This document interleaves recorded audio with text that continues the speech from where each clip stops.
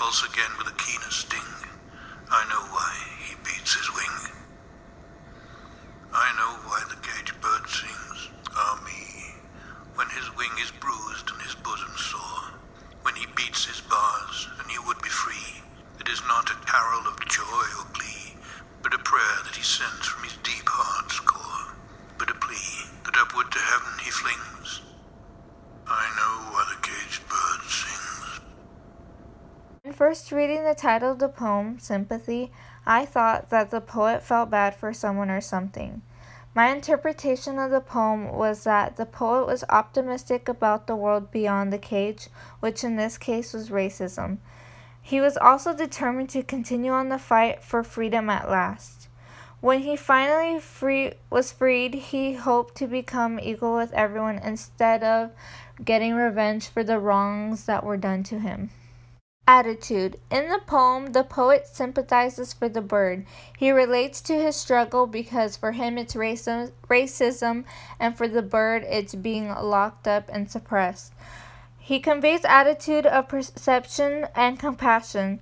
He uses perception so that the reader could become aware of his struggle, and he is compassionate of the bird's motivation. Shift occurs from the first to second stanza. The feelings change from being joyful to serious. Connotation. In the first stanza, the poem contains joyful words such as bright, soft, and faint perfume.